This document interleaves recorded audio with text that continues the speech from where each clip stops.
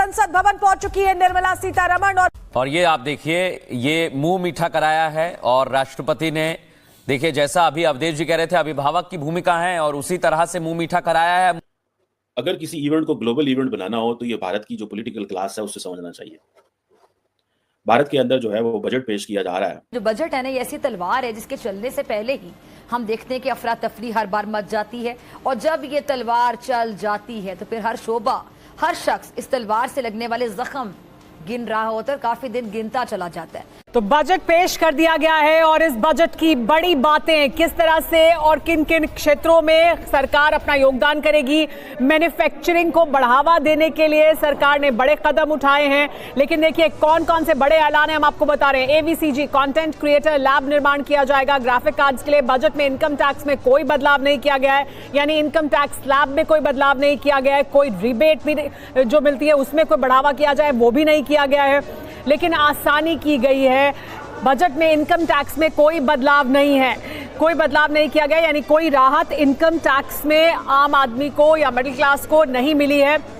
Budget में जो बड़ी बातें निकलकर सामने आई है उसमें बड़ी बात यह कि किस तरह से 7 नए ट्रेन कॉरिडोर्स बनाए जा रहे हैं, 3 नए आयुर्वेदिक एम्स बनाए जा रहे हैं, कस्टम्स ड्यूटी पर राहत दी गई है बहुत से क्षेत्रों में जहां पर निवेश को सरकार बढ़ाना चाहती है। तो बड़ी बातें जो इस बजट से निकलकर सामने आई हैं। जी, बजट में अगर 2 फोकस की बात की जाए तो हमारे जितने भी दर्शक हैं जिन्होंने बजट मिस कर दिया, तो इस बजट में 2 चीजों का फोकस है।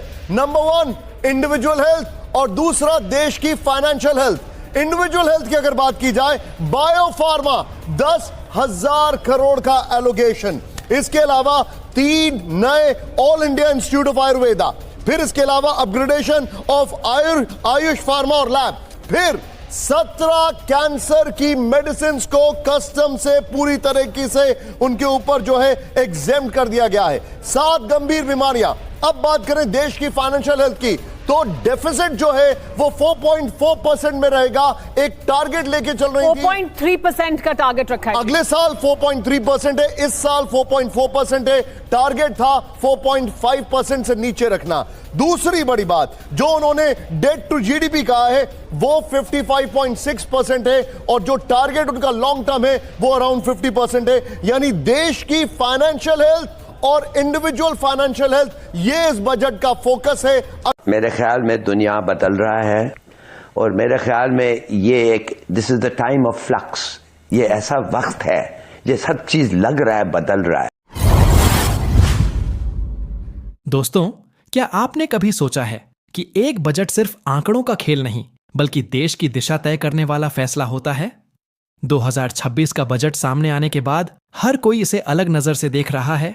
कोई उम्मीद ढूंढ रहा है, कोई सवाल उठा रहा है और कोई तुलना कर रहा है। शुरुआती नजर में यह बजट कुछ लोगों को साधारण लग सकता है, लेकिन जैसे जैसे इसके पहलुओं पर चर्चा हो रही है, असली तस्वीर सामने आ रही है। नौकरियों, विकास योजनाओं और भविष्य की तैयारियों को लेकर बहस तेज है। सवाल यह है दोस्तों, क्या यह बजट सिर्फ आज के लिए है या आने वाले कल की नींव रख रहा है? यहीं से कहानी दिलचस्प होने वाली है, बने रहिए।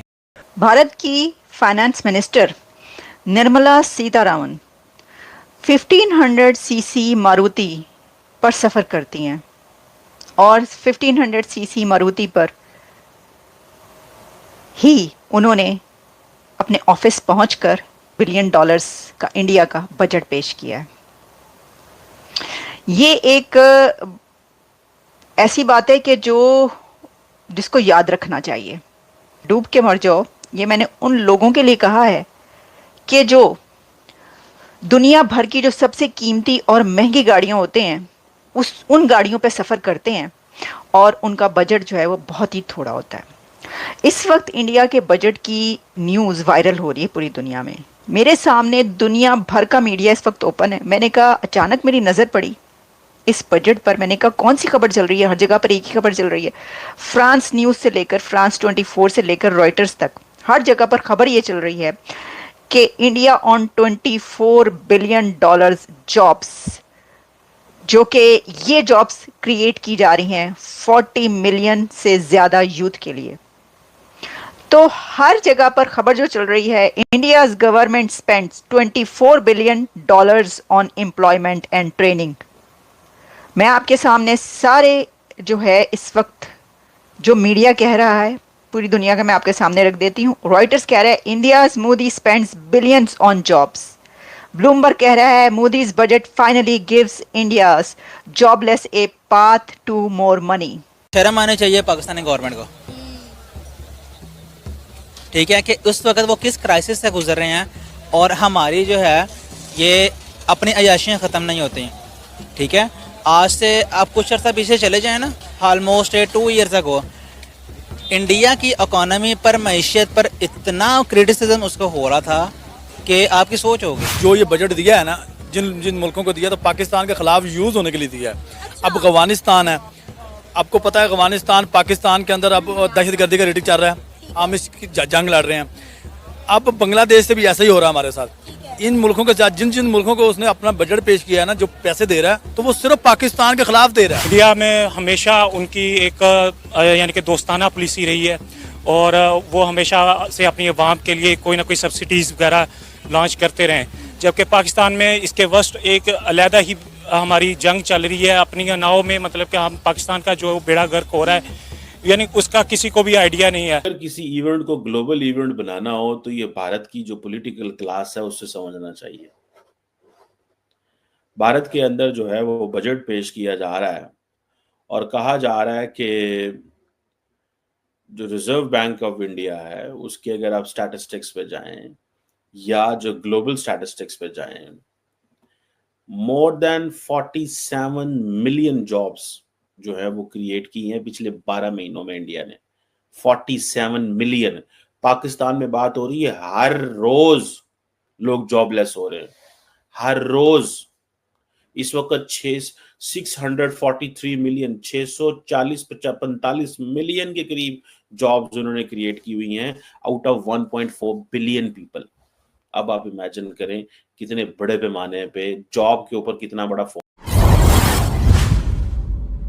दोस्तों, अगर हम 2026 के बजट को शोर शराबे और सोशल मीडिया की प्रतिक्रियाओं से अलग होकर देखें तो यह साफ होता है कि यह बजट त्वरित वाहवाही के लिए नहीं बल्कि लंबी रणनीति के लिए बनाया गया है। हर बजट से यह उम्मीद करना कि वह तुरंत हर वर्ग की सभी समस्याएं हल कर देगा शायद व्यावहारिक नहीं है। इस बजट में इंफ्रास्ट्रक्चर, स्किल डेवलपमेंट, टेक्नोलॉजी और रोजगार के नए रास्तों पर जोर दिया गया है जो सीधे असर दिखाने में समय लेते हैं लेकिन भविष्य में मजबूत आधार बनते हैं। कई लोग सरकारी नौकरियों और सैलरी स्ट्रक्चर की तुलना अन्य देशों से कर रहे हैं, लेकिन हर देश की आर्थिक स्थिति, जनसंख्या और प्राथमिकताएं अलग होती हैं। अब भारत जैसे बड़े देश में बजट का मकसद संतुलन बनाना होता है। ग्रामीण विकास, शहरी विस्तार, युवाओं के अवसर और आर्थिक स्थिरता के बीच। इस बजट पर अंतर्राष्ट्रीय स्तर पर भी चर्चा हो रही है जो बताती है कि भारत की आर्थिक योजनाएं अब सिर्फ घरेलू मुद्दा नहीं रहीं। असल सवाल यह नहीं है कि किसी और देश में क्या हो रहा है, बल्कि यह है कि क्या यह बजट भारत के युवाओं को हुनर, अवसर और आत्मनिर्भरता की ओर ले जा रहा है। किसी भी बजट का सही मूल्यांकन समय के साथ होता है, न कि पहले दिन की सुर्खियों से। अब फैसला आप पर है दोस्तों, क्या आप इसे एक साधारण बजट मानते हैं या आने वाले वर्षों की तैयारी? अपनी राय कमेंट में जरूर बताइए।